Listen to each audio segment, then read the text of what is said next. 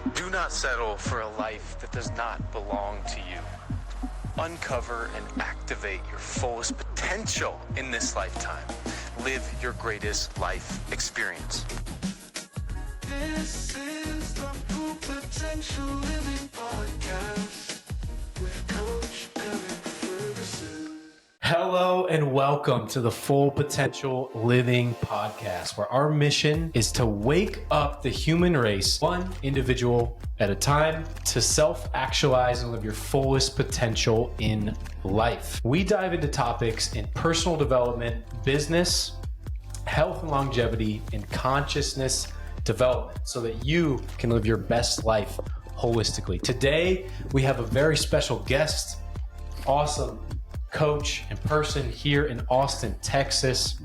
Jamie Shiarla is an executive wellness coach, NLP practitioner, speaker, author, and workshop facilitator who empowers high-achieving professionals to find fulfillment beyond their titles and finally feel aligned in their personal and professional lives.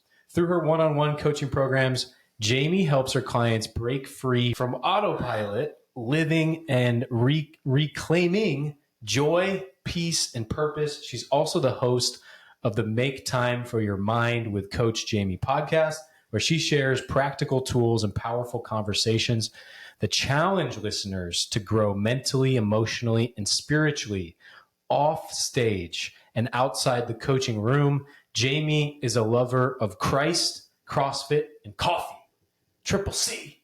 She finds joy in serving through her church, losing herself in a good book, and showing up as the ultimate hype woman for those around her. Her energy is contagious, her heart is big, and her mission is clear: to help others rise by living with intention and truth. We did it. We got through it. Hey! What is new and exciting in your life today? What's Jamie? new and exciting in my life?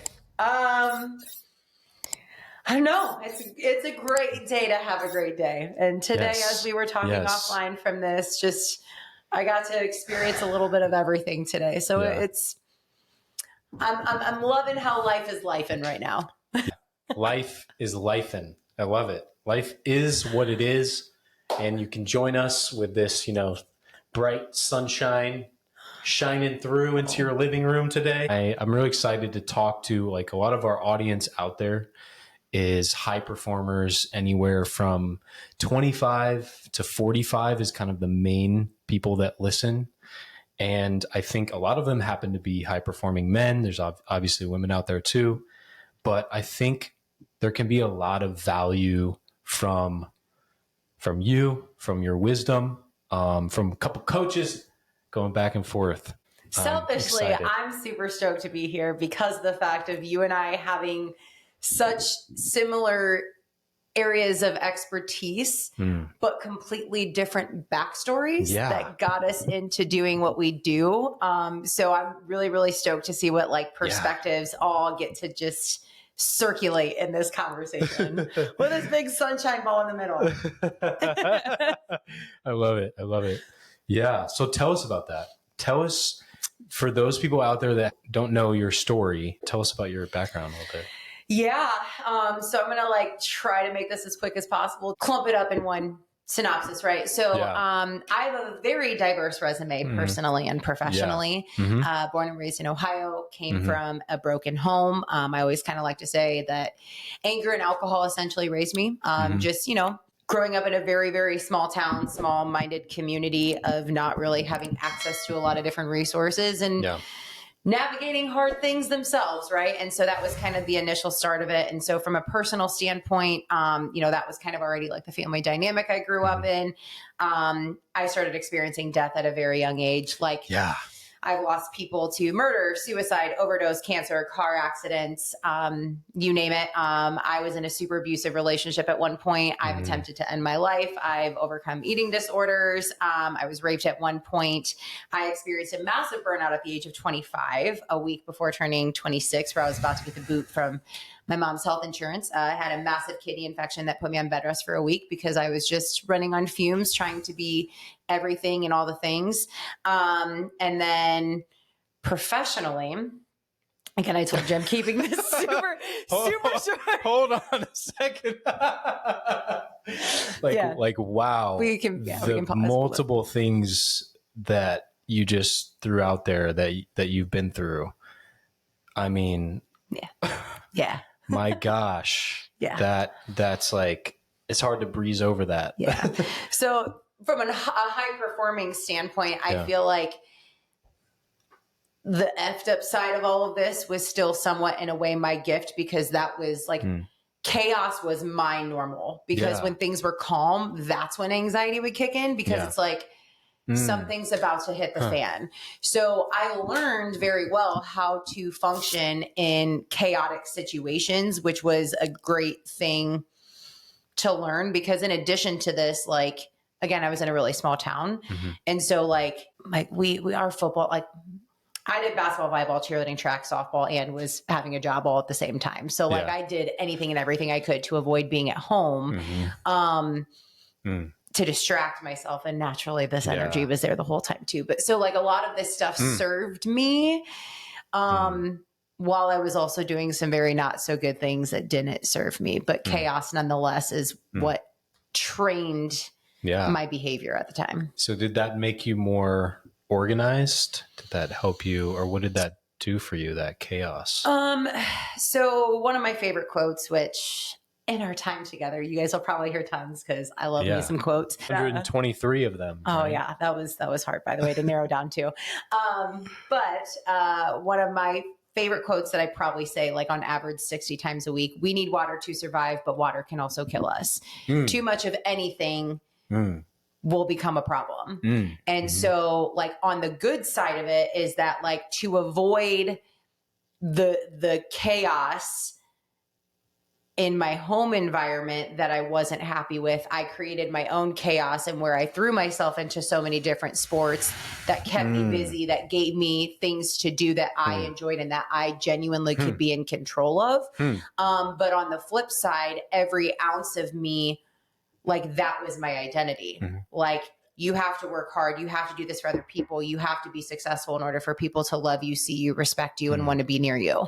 So it was like, it was a good thing until it wasn't. So yeah.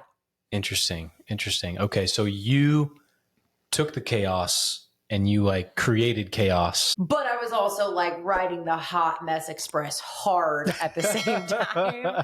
Like that's also where like I gotta say that God must have been looking out, because like I literally was smoking cigarettes. Like I'd steal some out of my dad's, like wherever he had him in the house, and I would like ride the 4-wheeler out to the woods, and I was like 7. Did my first keg stand in 8th grade. Like, so I did a lot of really bad things at the same time that I was making really good decisions. Hey, that's where you learn the most. I experienced a lot at a very young age, but also in a very short amount of time. Yeah. And that teaches you a lot. Teaches you a lot about life. Because I remember our first conversation, we kind of both had talked about, I'm curious for you, like how, you're 30, what are you? 34. But you feel like you've lived longer. You know what I mean? It's like you're a 34-year-old, like I'm a 32-year-old, but I feel like, because of all the things I've done, I don't feel like that age. You know what I mean? Yeah.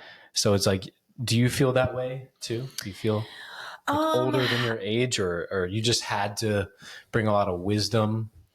Yeah. Gain a lot of wisdom? Because I know we haven't like tapped in this side of it yet, but professionally, like people, like sometimes I'm like, you probably think I'm lying right now when I start to tell you my professional resume. Yeah. But like in a lot of ways, I didn't have any other choice but to grow up really fast. Like I said, with like being tossed back and forth between, like my family dynamic when my parents got divorced, I was only 5. And like, also like with experiencing death, I used to be a facilitator for grieving kids due to death of a loved one. And like, when you're faced with that, like morbid of a reality, like you get rocked by like how serious life can be real quick. Yeah. So I think that like that taught me a lot, but also I have a sister that's 7 years older and one that's 11 years older. So I've always just kind of naturally been an older soul because I was always the obnoxious little one that was just not like, I wanted to hang with them because they were cool, but I was just the annoying one that was wanting to do little kid things. So I think I just, in a lot of ways, matured very early on. But honestly, like, I guess I've never really been asked that question. I don't feel like, it's kind of crazy that I'm already 34, where I'm like, man, but I feel like I'm in like my 20s. Like I feel like I have such a youthful spirit right now. And like the joy that I have found after overcoming and working through all of the darkness of my life, I guess, experience is like, now I'm like, no, like this joyfulness in me is a blast. So I feel young for that reason. Not that 34 is old, but I know what you're saying. I know what you're saying. That joy of overcoming something that was so challenging. Now you can teach it and give that wisdom to so many people. Life's not as serious now. Yeah. So what do you feel like was the breaking point, or where did you kind of shift to start to make, change your life? I love this question. Because I feel like, especially when we look at the highlight reels of social media, it's everybody's expecting it to be this monumental moment. Yeah. And it wasn't. Like, I'm still an idiot sometimes in a lot of ways. And so it's like, I think it's just the natural progression. It's almost like the analogy that like comes to my brain is like braces on your teeth, right? Like, you don't just put your braces on day one and then by tomorrow you wake up and your teeth are straight. I think it was just a process the whole time. But I like to say I've had a few come to Jesus moments, which one in particular being when I was put on bed rest for a week, where like that was probably one of my favorite key moments, because although I was very young and I wouldn't mark myself as successful by the way a lot of the world standards would for people, it rocked me at, yet again, a very young age, fortunately and unfortunately, to be like, my body can't keep up with this. And if this is happening at 26, what the F do I do at 46? And so it was a very like big blow to the face that like, if you want to like have a good life, like you can't keep doing what you're doing. Yeah. But I've also had moments of like thinking I was at rock bottom of wanting to end my life. That also was like, oh, hey, life is pretty important and there's a lot of really beautiful things in it. So I think it was just, I'm stubborn. And so I'm a slow learner for that reason. And I think that it's just each humbling moment kind of kept pushing me in the direction to overcome. So in a long-winded way of saying, I think that realistically of genuinely taking the journey seriously was probably around the 25, 26 age when that was happening. Yeah, I understand that. So then if you had to say, like living your full potential, your full potential life, what that means for you, like what does a full potential living mean to you? I would probably say being able to enjoy where you are now, appreciate the hard that it takes to keep growing, but also know that you're never too good to become better. So again, that balance, like the sweet spot is like not keeping yourself in misery, chasing after your full potential. It's truly like enjoying the part of the journey that you're in now, even if part of it sucks, like still choosing joy in that, still seeing purpose in that, but then still in a healthy manner, being able to use that to drive, to serve more, to love more, to connect more, to experience more, to accomplish more. How do people do that? Because as high performers, we want to achieve great things, big things, and there's a lot of people out there listening like that. They might have really big goals. So it's like, how do they start enjoying it for people that may not have gone through a lot of personal development, or maybe they read books, but how do you enjoy the journey while you are not at the place you want to be yet? You know what I mean? My brain is going a couple different ways on this. First one is that I am blessed to know some very phenomenal people who are high performers, but in my opinion have mastered that balance that I just described, where genuinely, like, not saying it in an egotistical way, they genuinely enjoy making money. Prime example, Gary Vaynerchuk represents this beautifully. Like, he's like, I just do it because I'm really like, I genuinely enjoy making money and working really hard to keep making money. Like, this is fun for me. I'm not doing it because I feel I have to prove to somebody that I need to be successful, to be reputable, or to live a good life, or I have to have all this money to do all these things. Like, it's genuinely something he enjoys, and he embraces the heart of that. Where I feel like a lot of other people, and this is, I mean, I literally just had a client call earlier today, and like the phrases of like, well, I have to do this and then. So it's like, oh, well, wait, but you're working to prove something to someone or to yourself. And so I think that like the first initial thing, and I say this constantly and it sounds so simple, but it doesn't mean that it's easy. Like, you genuinely need to sit with yourself. I hate this question. And again, little part of my story, I got sucked into network marketing for a hot minute.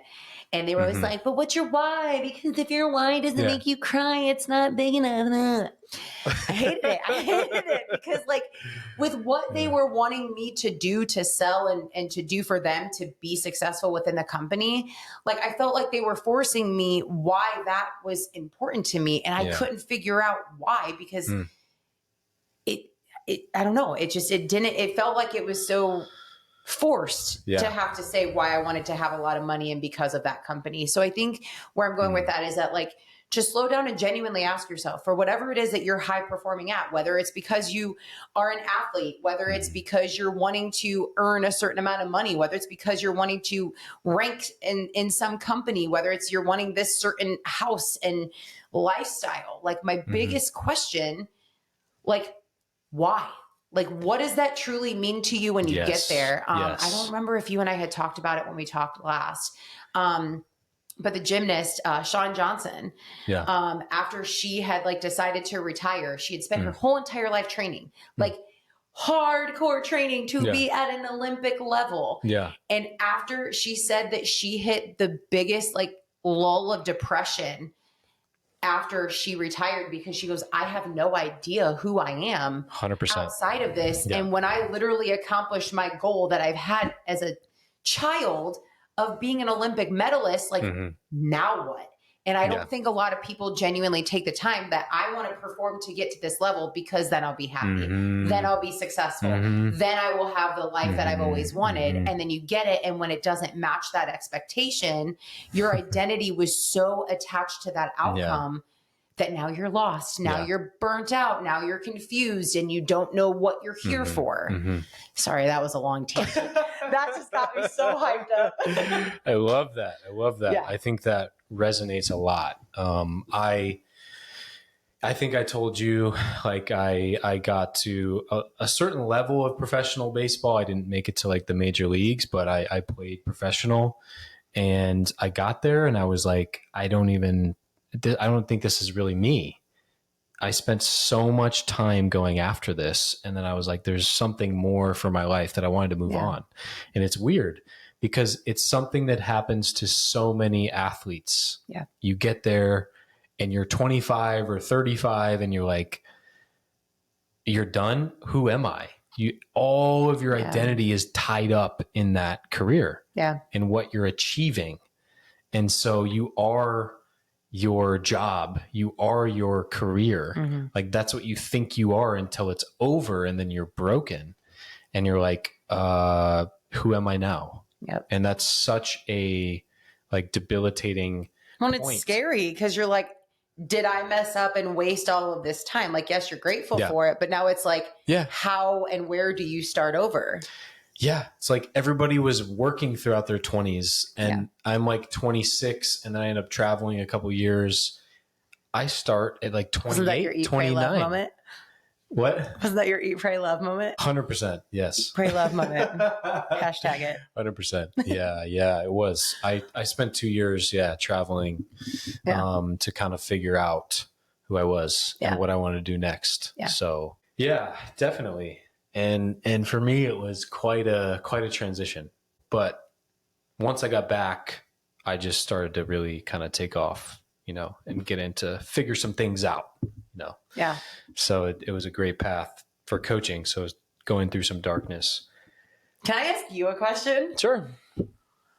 Is there anything that you would change? No. Great answer.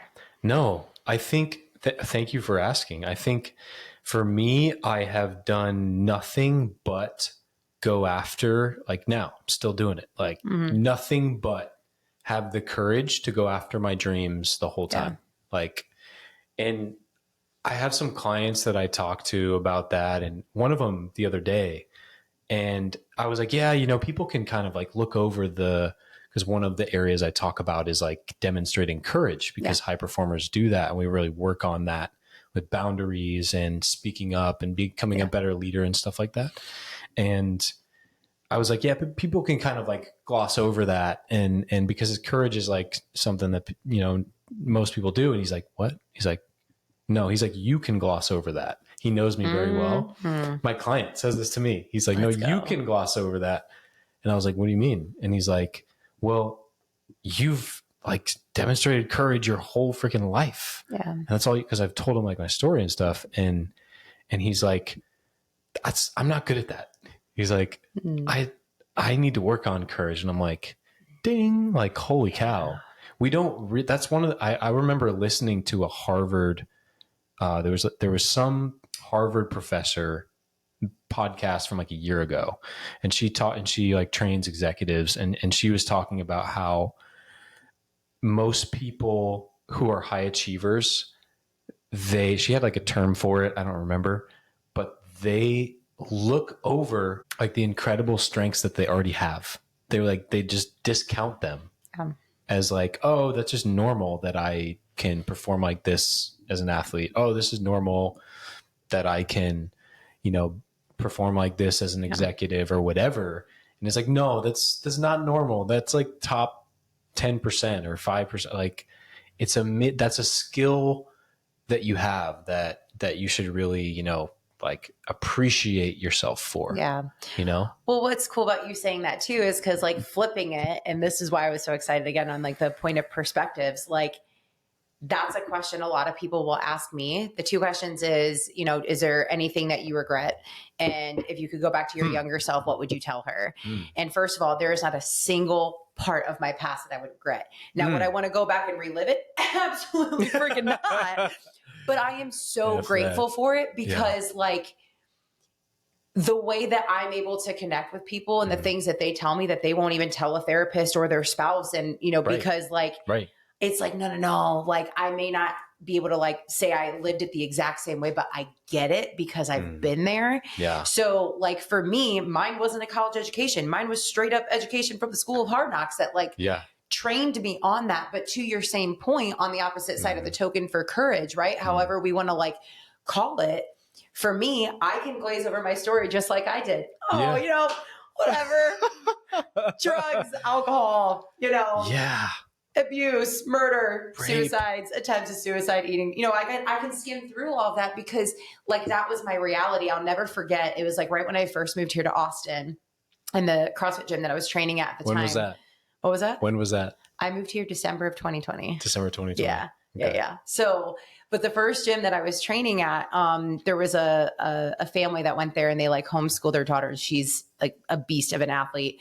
And they held her graduation party like at the gym, because that's like where we just had a really strong community.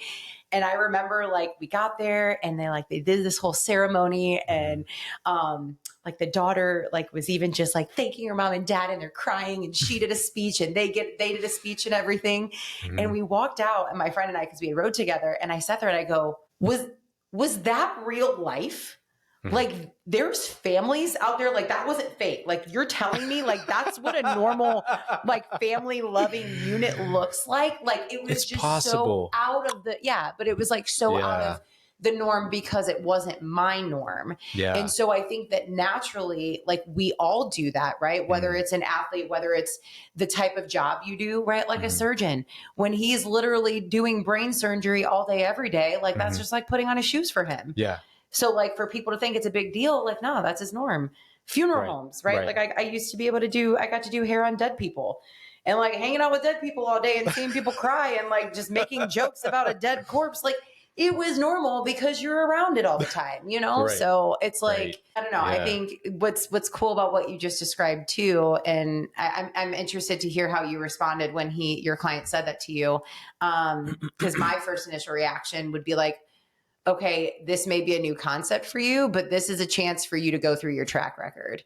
And I want you to name every single moment in your life that you were courageous. Yeah. Like prove yourself that like it was there, because you can't tell me again, whether a high performer or somebody who's been through the mud, like you had to experience courage in your life. You maybe just didn't name it that way, but you did. Yeah. I love that reframe. And I think a lot of people out there listening right now think, oh, like some people think, oh, I have a ton of courage. Other people don't. I would look into your own track record and go, if you're showing up at school every day as a kid, if you're, showing up around your family for, a lot of us, I think probably everybody has got challenges with their family, if you're showing up and, doing the work you got to do, whatever it is, you've had courage throughout your whole life.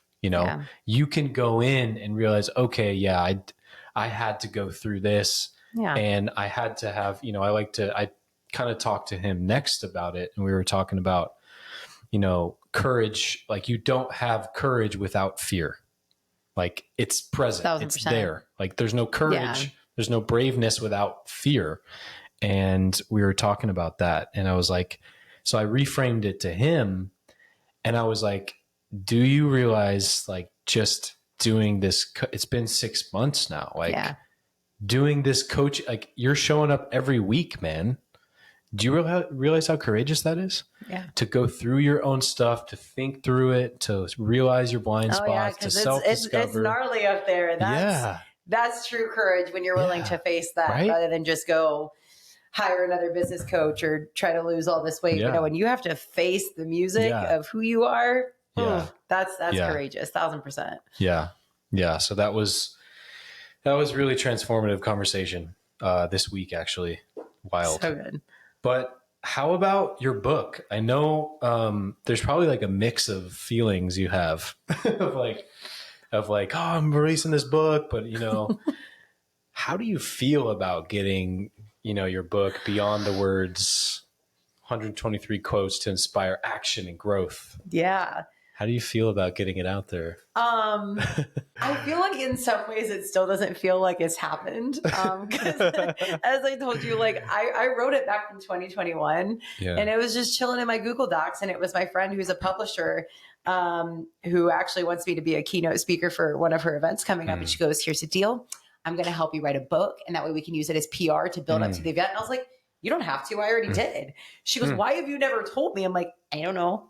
I think the reason why though too is because like anyone and everyone who knows me, like I don't walk away from a conversation without a quote. Like I don't walk away from any human without giving them a call to action. So it's like, I'm literally living that out every single day. And a lot of that too, like these were the quotes that like saved my life. These were the perspectives that like I grew through. And so like, that's the first part of like, it doesn't just feel like it's even real, but at the same time, like I've had my couple of ugly cries where it was like, holy cow, like this is real, that it's genuinely helping people. Like, I feel like it's such a cheesy thing to say when someone's like, if this can only help just one person, then I'm happy.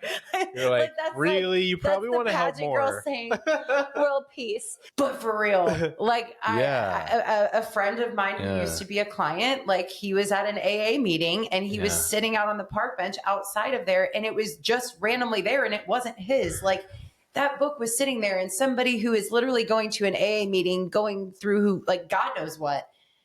And the fact that you can just flip open to a page and like so many people have even told me that they're like, this is like my wisdom for the day. I just skim through it and I'll just randomly open. And that's my quote that I'm going to live by for the day. And I'm like, oh, my heart. So it's cool. weird. Yeah. Doesn't feel like it happened, but it did happen, and I feel it, and it's cool. So those are all You the told emotions. me 3 different stories of like there was a little kid that read it and he loved the book. 10-year-old. And he, 10-year-old. after reading it for a little bit, it was a client of mine, her son, and he came out of the bedroom and was like, "Mommy, this book made me feel really good." Yeah. Wild. Yeah. Wild. So cool. So it's a mix of emotions. Yeah. But all the good kinds. All the good kinds. Yeah. Yeah. And I said this like before the podcast, but I feel I can feel like the pain in these quotes. Yeah. You know, I can read through these and go like, I feel that, you know, I can feel this wasn't, you know, written by ChatGPT, 1,000%. you know? No. It also, at least I think so. No. That's the other actually really cool thing I will say. It's because like everybody who knows me, they're like, because even already so many people are like, Jamie, you're like a termite. Like I hear you in the back of my head sometimes before I make a decision, like whether they're a client of mine or not. And so they're like, reading your book, I genuinely read this like in your voice and I couldn't get it out of my head. And so it's like, again, me being like this just hype woman for everybody all the time. Yeah. And I literally wrote it exactly how I talk. So it isn't all nice and fancy to make it seem like a super professional book, which was some of the fear when I actually first even published it, where I was like, first of all, half this book isn't even mine because it's quotes by other people. So that doesn't really count as being a published author in my opinion. Yeah. But I had people help shut that down real quick. But yeah. But then it's like just getting to put my Jamie twist on it. Yeah. Just like I think that does help bring it to life too. There's a lot of let's goes in there because that's what I say all the time. Let's go. Yeah. Big time hype woman. Yeah. Yes. I love it. I love it. You can run, but you can't hide. Yeah. Who are you when no one is looking? I was going to say, if you want, you can pick one and then read the page next to it because the page next to it always goes with it. Okay. That like either deepens the perspective around the quote, like the "you can run, but you can't hide." I think that one I reference. Is it Jason? Jason is the one that was in Halloween, or is it? Yeah. Yeah. Yeah. Where it's like the chick's running through the woods real fast and he's just casually walking and then she does the pow pow and falls and then bam. Yeah. I reference that. That's how I describe it. That's the visual that came to mind on the "you can run, but you can't hide." And that's what we do in life when we run from ourselves. Ooh. Your ankle's gonna do the pow pow. Get ready. Yeah. I remember hearing that on your, I think I saw on your Instagram or on Facebook somewhere, but that we have, and it really hit me, that we can intellectualize our pain and our emotions so much, but we only heal it when we feel it. 1,000%. You know, just rhyme just like that. Yes. In order to heal it, you got to feel it. Absolutely. So for high performers, for people you coach out there, so what are some like common things you see with them that you like help with? Do you feel like they're just overly distracted and they're not really feeling to healing? Like, what do you see? And kind of with what, you and I were talking about too, I feel like a lot of high performers tend to have athletic backgrounds, not that that's required, right? But I just feel like that just is a natural spirit or a gift of training that they've had along the way. And kind of like, as we were talking about, it's like you train this muscle so strongly in your brain to be like, oh, I rolled my ankle in the game. That's okay. It'll be fine. Yeah. Adrenaline will be fine. I'll walk it off. I'll stretch it out. I'll ice it later and then I'll bounce back. Yeah. Nah, bro. You literally tore a tendon. You know what I mean? And so it's like, I think that it's so great. Again, we need water to survive, but water can also kill us. Is that the muscle of resilience from a work ethic standpoint is super strong. I'm going to use like a fitness analogy. Like that's like somebody who tends to overcompensate with their quads, but their hamstrings are weak because of it. So it's like people's like work ethic is super, super strong. Like that muscle's not the problem. Yeah. But it's like you've now detached yourself from your feelings and you keep saying that everything is fine, but it's not. And like, this is my favorite statistic ever. And I think it's even on my social media like 65 times, is that we think anywhere between, I think like the lowest is like 14,000 all the way up to like 60,000 thoughts per day. Okay. Holy shit. Wow. Yes.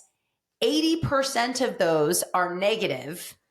And of those thoughts, those negative thoughts, 90% of them carry over into the next day with you.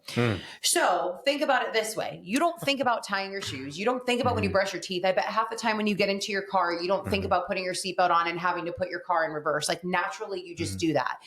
So if we're thinking thousands of thoughts, there's even studies that have said like our conscious mind makes up like 2 to 3%, meaning 97, 98% is subconscious. So just because you're not aware of it doesn't mean you're not thinking it. So as a high performer, if you're telling yourself, I'm fine, this is good, I'll get through this, this doesn't hurt that bad, you're overperforming in that area, but you're dismissing.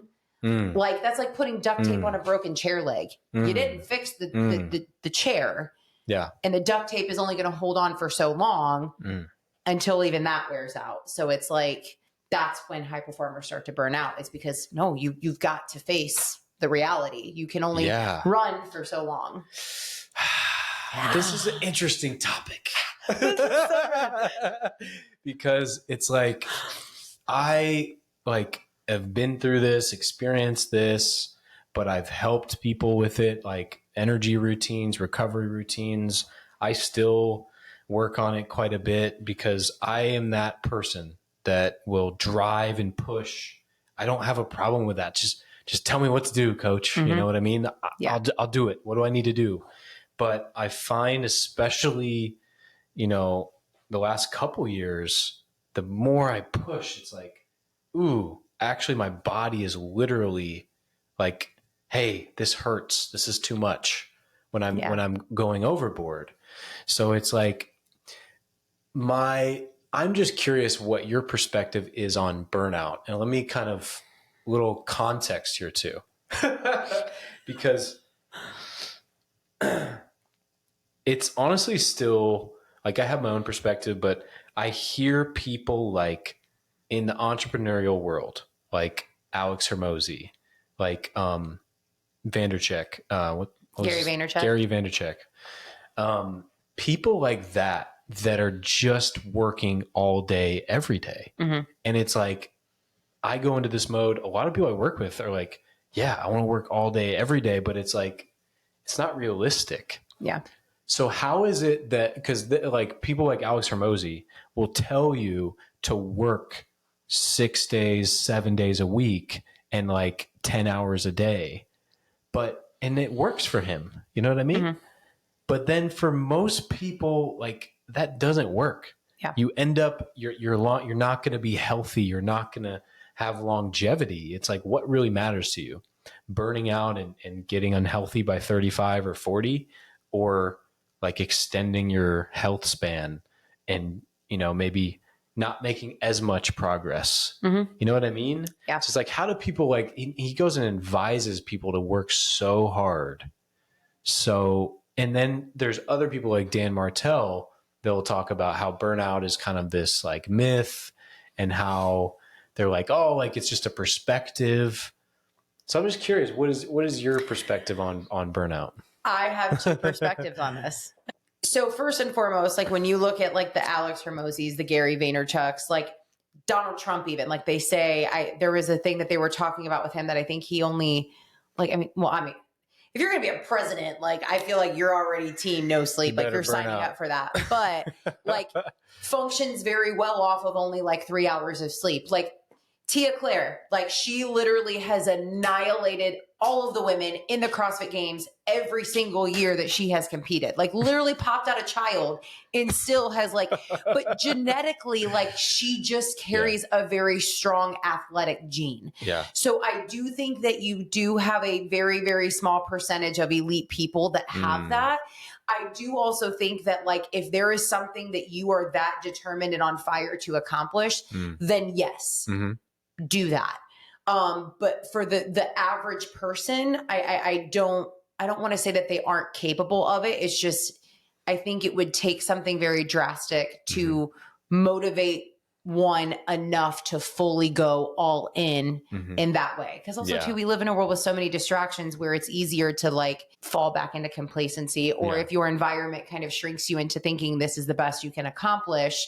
So like the Alex Hormozis and stuff like that, I think it's cool to like help push and motivate people to do that. Now on the flip side, I teeter with the concept of burnout just because, man, I am making the executive decision. The name of this episode is going to be "We Need Water to Survive, but Water Can Also Kill Us," because I'm going to reference that again. Is that I think it is amazing that we live in such a digital world that gives us access to all of this information. And everybody is waking up to this concept of mental health, and it's okay to not be okay, and like rest and taking care of your body and all of that. However, it is also now getting overused in what people are declaring as a sense of burnout, right? Like I even referenced that I burnt out and my body shut down for me for an entire week. Now, granted, what I also could contribute my burnout to is that, yes, I was completely running on fumes, working like 6 different jobs. I was not eating well, and I was still like going out and partying on the weekends all the time. So I wasn't taking good care of my yes, I was in the gym 2 hours a day, 7 days a week, but like outside of that, like I ate when I had time. It was not a priority. Like, and then I was like, oh, I'm stressed from it, and I'm just going to go out tonight and drink and then continue to function while I'm still buzzing the next day. Like how I was choosing to live wasn't healthy. So to say that like it was my work that burnt me out, no, it was me being an idiot. So with that is that this is the analogy that I've been sharing a lot with people recently on the concept of burnout. And it is from a mindset perspective, is that think of when you first decided to launch a podcast, the podcast, when you first decided to start coaching, right? Like you're like, yes, I can do this. I can change the world. Like you have this fire within you. And so now it's like you go to reach out to somebody to ask them to become a client, and they tell you, you're like, hey, that's done, but we're totally good. Let's keep going because I'm going to change the world. Right. So you're still on fire and you have this like attitude of accomplishing. But then over time, like you keep getting more and more defeated because the rejection keeps coming. Or maybe, you know, somebody, I'm not just necessarily like using you in this example, but then somebody all of a sudden, like more money is going out than it's coming in. And so now fear is creeping in, and now it's taking more energy, and now you're stressing more about some of these tasks that you have to do, which is now taking you more energy to do the basic things that once felt so effortless for you. So now the more and more discouraged you are, the less motivated you are. And now that's causing a lot more stress, more sleepless nights. And now your body is kind of started like shutting down for you. So it's like, I think that this concept of burnout can also be a mental thing, is if you let, as we talked about, I think it was offline, like you've got to be aware of what's consuming your thoughts, right? Because we just acknowledged so many of them are filtering in that you're not aware of. And it's so easy for the comparison of you seeing another person on social media that looks like their business blew up more than yours, or it looks like their house is bigger, their family looks happier in their little weekend trip out, and your family is a mess and everybody's crying and yelling at each other behind the scenes. And so it's like, when you let that creep in and the defeat keeps getting to you, now you're feeling less than capable of doing it. Confidence is shot. And that, I think, is what people are calling burnout. Which I think, again, is if you prioritize also taking care of you as the vehicle that's going to get you there. That doesn't mean hard stuff isn't going to happen, but the likelihood of burnout isn't going to be there because you're keeping yourself in a better headspace to be willing to take the punches of rejection or losses easier. Does that make sense? Yeah, I think there's a lot there to so much to break down, but I think, you know, for me, I can see that with burnout, it's so much of it is what, like you said, what we're thinking and how much we are in stress mode. I think when you're constantly getting rejection, you tend to, like you said, fear tends to creep in, and doubt and tension, and then it starts to kind of take over. So that's where it's more important to take care of your body. That's where it's super important to do those things that, like I told you this morning, like literally spent the whole morning, and yesterday morning I woke up at 6 and I went straight to work, and I worked all day and until like 7 or 8, and it was like 7 to 7. And then I was like, this morning woke up like, oh my gosh, I'm in so much pain. And I was like, that's not okay. And I was like, I have to take the whole like morning to do that, or else I'm not going to sustain myself. So I think for me, what I get from that is like, it's burnout it's such an individual basis. If you look at people like Alex Hormozy, it doesn't seem like he burns out, at least. But I think I experience burnout when I'm in pain and I'm like, am I burned out from my business, like continuing? No, this is what I do. I'm going to do this for a long time. But my body is like, ow, I can't, like I need a break.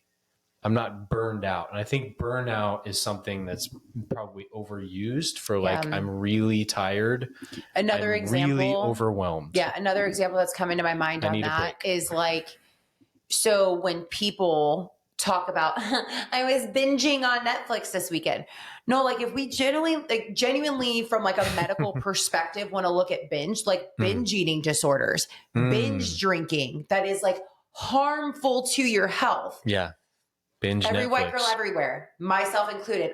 Literally, I take it back because I say literally all the time, but I don't say this specific phrase because I can't. No offense to anybody listening. You're amazing if you say this. But like literally, I'm dying. No, you're not. I'm having a conversation with you. Like you're very much alive and breathing.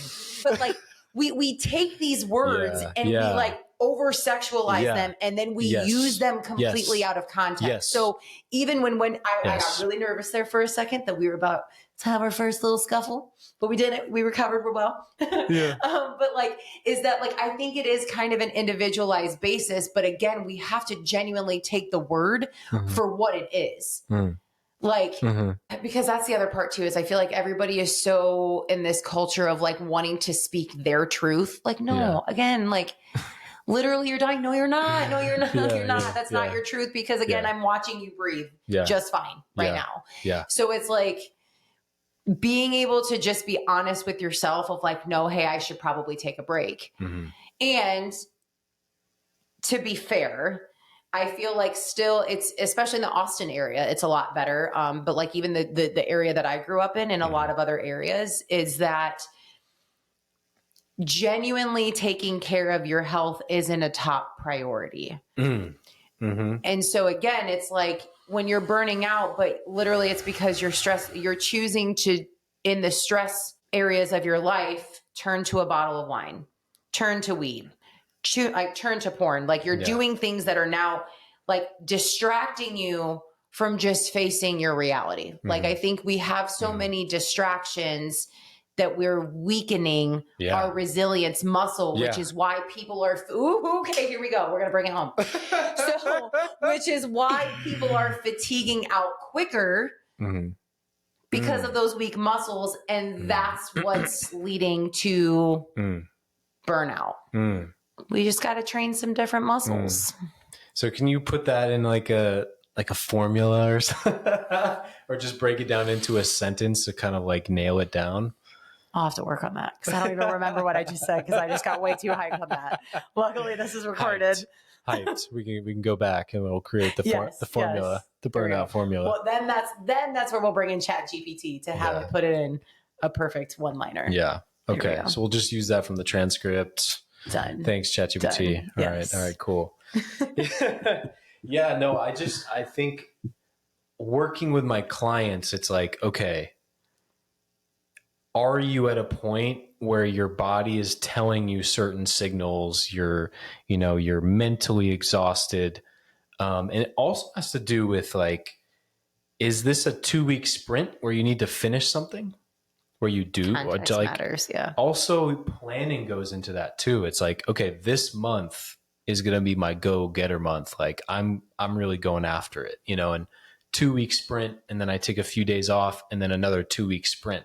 It's like planning around that too, and that helps with it. So this is my perspective even on that. Like, yes, great, but the fine line that's still there we're flirting with is the high performer focusing on a to-do list. Where, again, more times than not, the underlying issue isn't necessarily completing the tasks. That's the natural endurance they're used to. However, slowing down to think about what you're thinking about. Yeah. Because, even as you just listen to your clients talk, we're like, I got to do this, this, this, this, and this. But you're like, whoa, like, how's your home life? How are your relationships? Yeah. How is your relationship with yourself? Yes. Because like that negative self-talk, like you're lazy POS. Yeah. No wonder nobody would want you. See, you got to work harder. You're nothing until you hit that. Exactly. You know what I mean? And so it's like, Self-talk. but a lot of times because they're so busy with all of these things they have to do, they get to ignore that. Mm-hmm. And so I think that that's where a lot of that creeps in. And so if we even like all of us, I think need to practice that more. Like imagine life, like there was happy, successful people who were high performers that didn't have a phone in their hand every second of every day. Yeah. Yes, it makes things more efficient, but again, it can become a problem when it like you can't disconnect. I do this all the time. It's my favorite thing to do when I speak. What? Exactly that. People get so uncomfortable in silence. It's like shifting around. Like, wait, did she forget what she was going to say? Was she waiting for me to say something? Wait, let me check my phone. How long is this podcast? Like, you know what I mean? Like, it's so easy for your thoughts to go everywhere else rather than just genuinely be okay.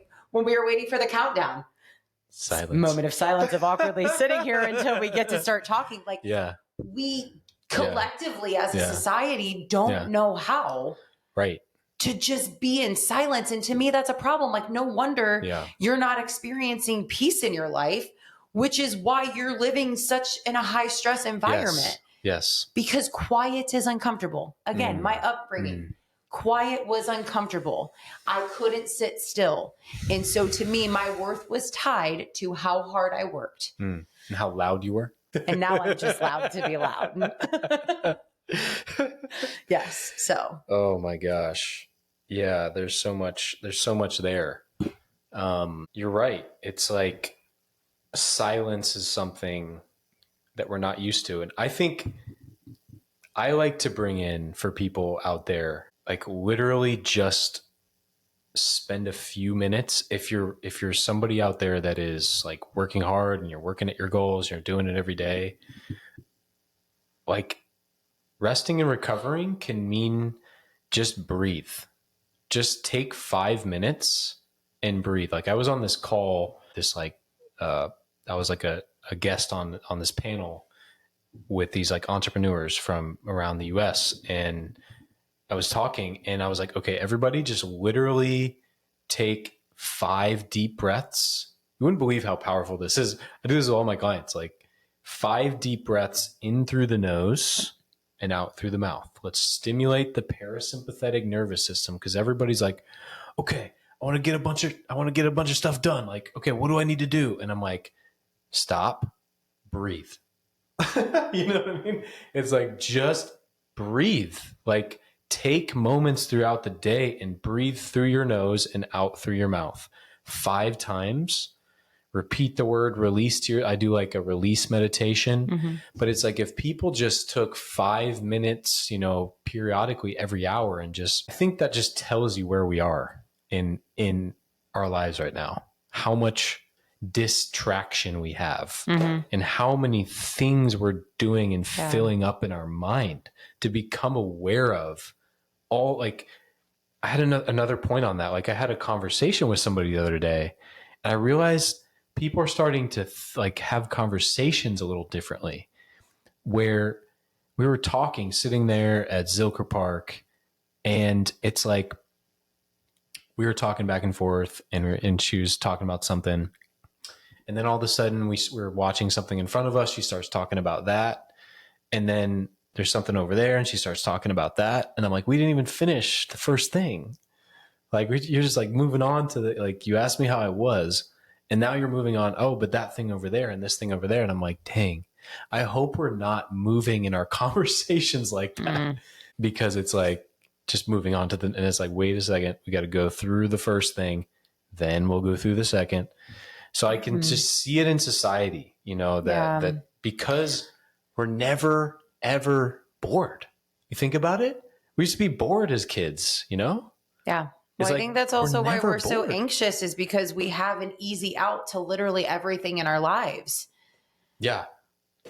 Right? Like everything we need to ask or to access can be at our fingertips in like split seconds, right? Another quote that came to mind as you said that. And I think it very much speaks to the high performer, but even just anybody in general. If you are feeling depressed, that's a sign you're living in the past. If you are feeling anxious, that's a sign you are living in the future. And if you are experiencing peace, that's a sign you're present. Yes. And that is something I think that we struggle with more than ever. A high performer. Yes. Like I need to get all of this stuff done. Ooh, that's another point I was going to touch on earlier too. The way we talk to ourselves and that. Everything has become a need. And your body's listening to that. Ooh, technically, we need food, we need water, we need sleep, and to be able to sleep. Like those are our needs. But when you're like, I need to get this to-do list done, I need to build out this Google sheet, I need to make this phone call. Like when everything is a need, no wonder you are literally so stressed. I can't stop saying literally now. It's so bad. I don't even want to know. Anyway, but the stress level that you're putting on your body, because your body is like, in order to survive, we need to do this, and this. If everything is a need, it's going to be hard to just simply breathe and be in the moment, you know? Yeah. So what do people like replace that with? Is there anything you like do for your clients, or what should they replace that with? Get to. So like kind of when you asked me earlier about like what I would consider like living to the fullest, not that I need to become more, that I need to do more, that I need to grow. It's that I get to.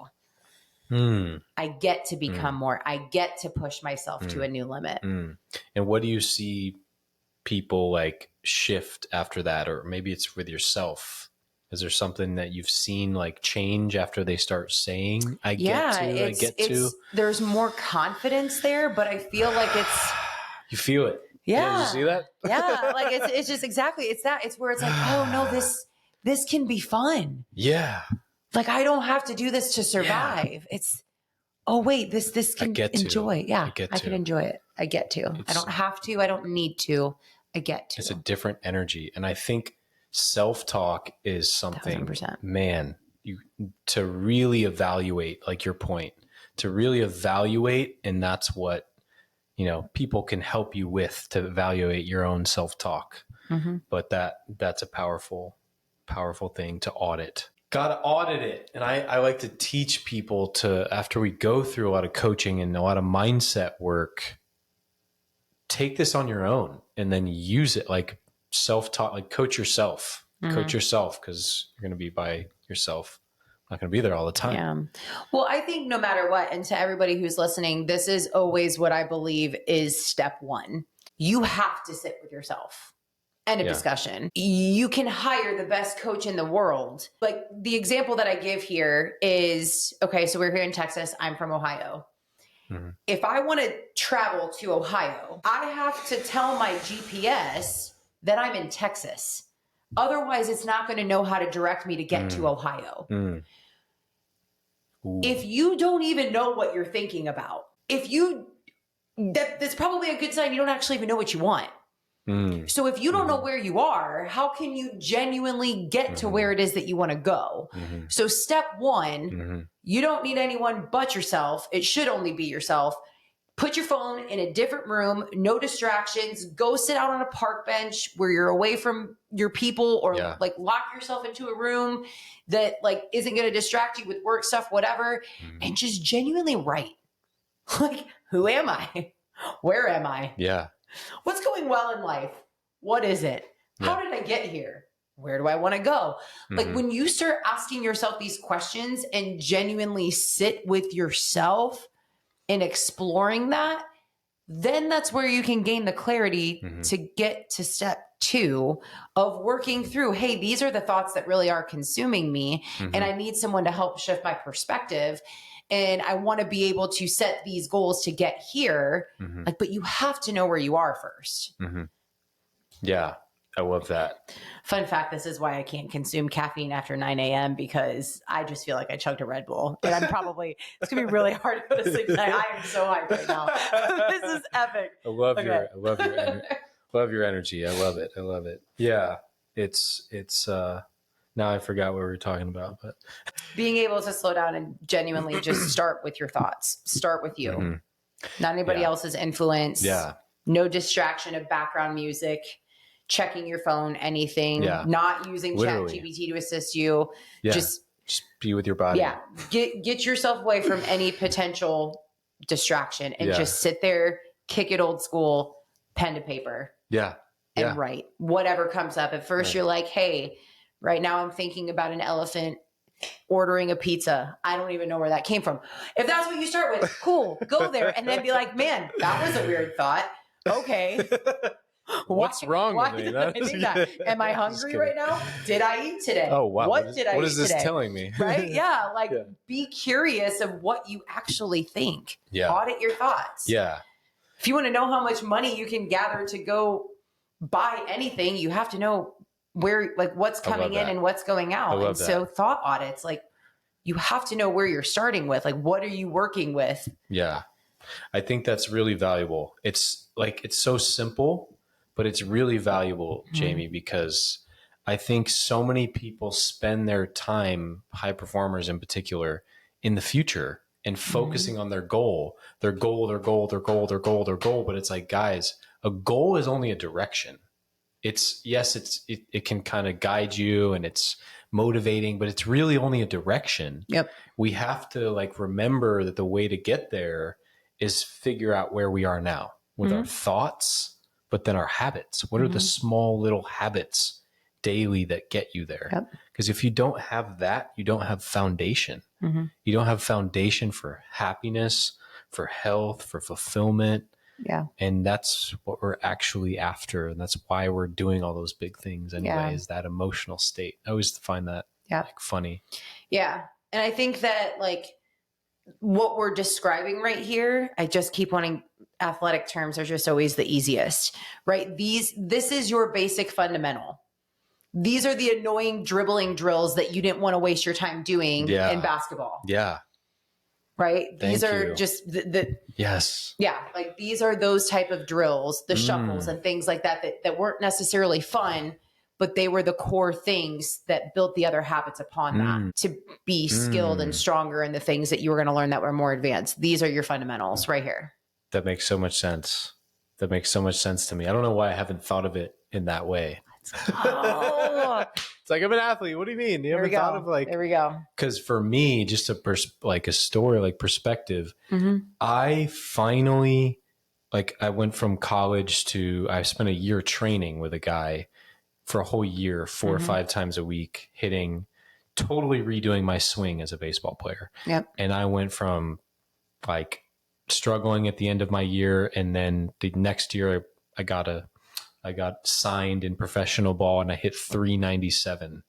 And what I go back to is like, okay, how did I do that? Well, I was in the cage 4 to 5 times a week.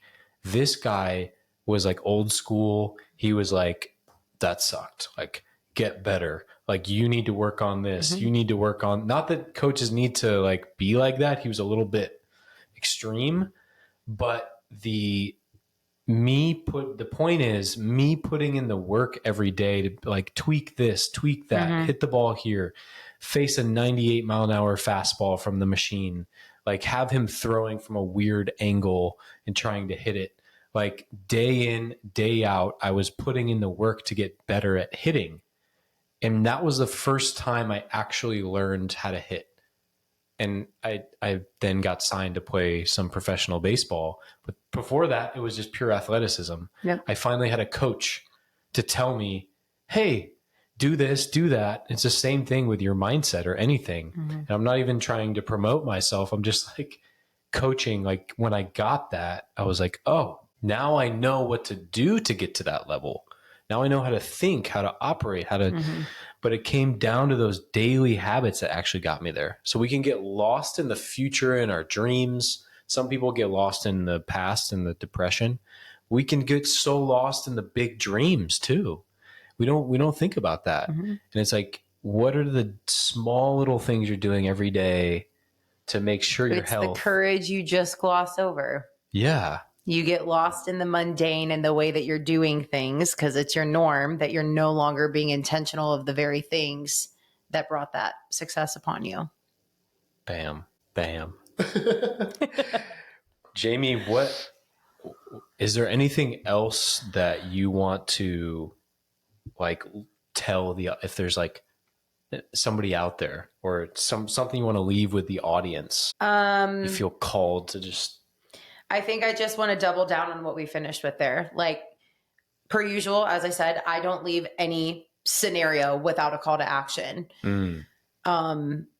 Even if you're listening to this in the background, whatever it is, if you don't do something with the information that you've been given, like within 24 to 48 hours, it's just, that's good. You just wasted time with background noise.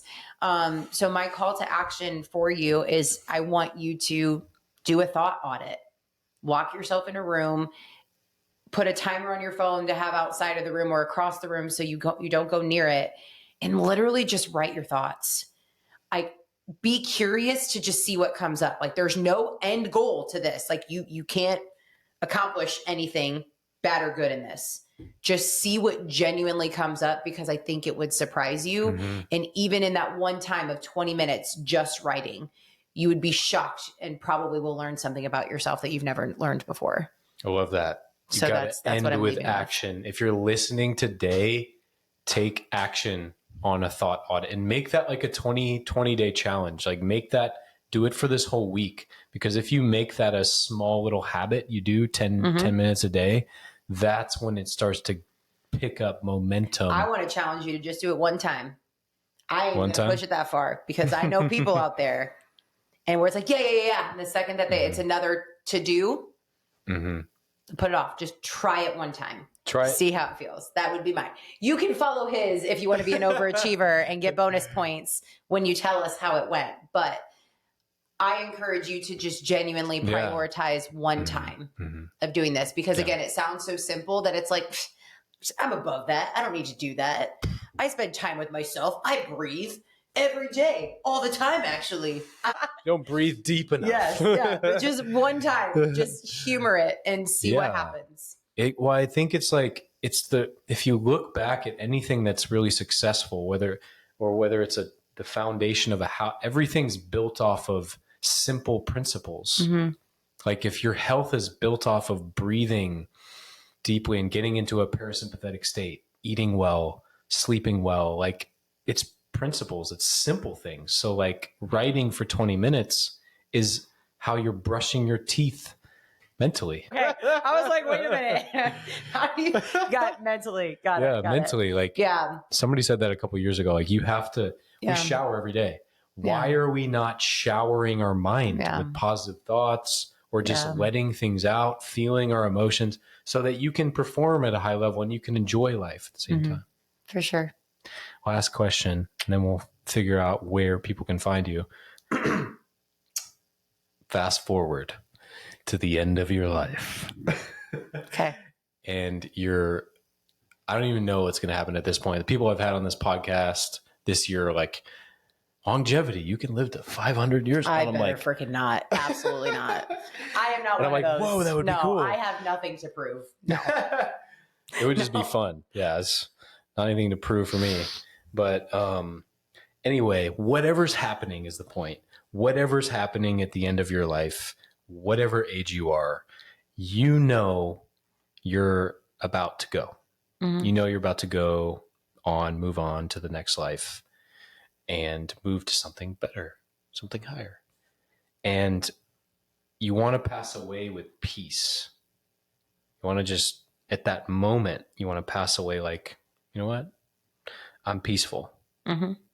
What would be, Jamie's 2 or 3 things that you do throughout the rest of your life, whether they're like philosophies, goals, just kind of things that you lived by? This is such a beautiful question. What would those 2 to 3 things be for you? I think it's important. What would those 2, 3 things be for you to pass away with peace?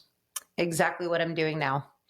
I will tell you that in this journey of things that I have overcome and the work that I have put in to overcome it, I don't even know how to put, and it's not like this is 100% of the time. Don't get that twisted.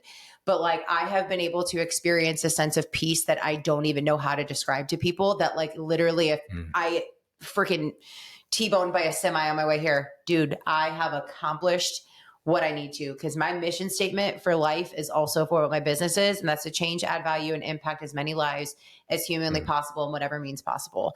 And this to me is not tied to my identity as a coach. This is, hey, I go to the gas station and I thank the cashier for showing up to work today, because I wouldn't have been able to pay for my gas without them because the tank was being wonky. And me just simply thanking them for showing up could save their life. For me, like, I think that that's where the world sells us that success and happiness is around money, power, and fame. But realistically, what truly brings it is love, serving, and connection. And so for me, I feel that that is how I wake up every single day. As I mentioned, when you read off my bio, is that like my relationship with God is insanely important to me. And I make it a mission every single day that I don't care what gets accomplished, as long as I glorify God in a positive light. Set. Done. And if today is the day that's supposed to be my last, I did what I was supposed to do. Set. Done. Ball game. Yes. Taking care of myself as much as what I do other people. And I think that's by loving and serving and connecting. Well, there's no reason. There's a reason we connected. No wonder we connected.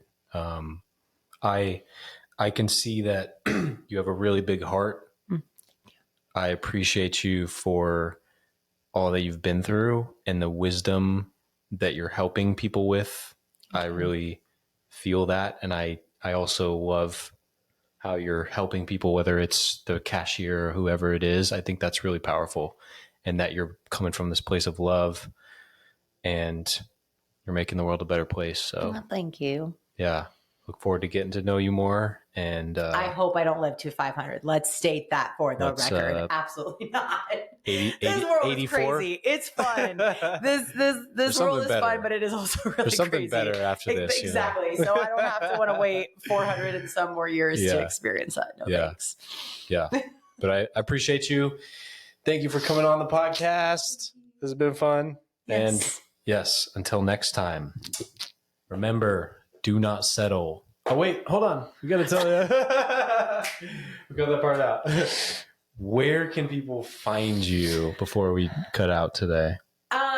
So feel free to cyber stalk me. I always joke, but it's not a joke because it's fact. I'm the Jamie with no eyes.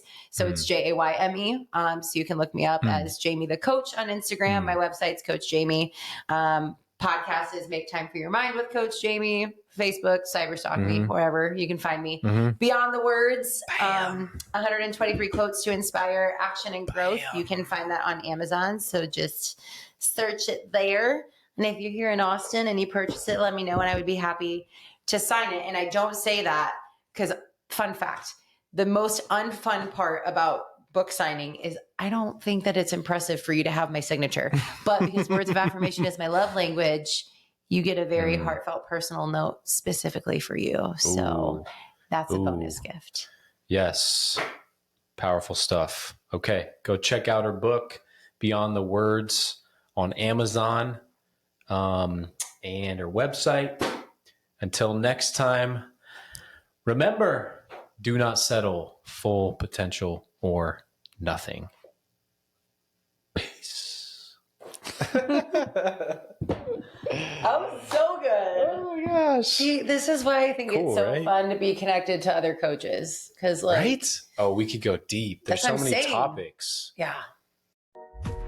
Do not settle for a life that does not belong to you. Uncover and activate your fullest potential in this lifetime. Live your greatest life experience. This is the Full Potential Living Podcast with Coach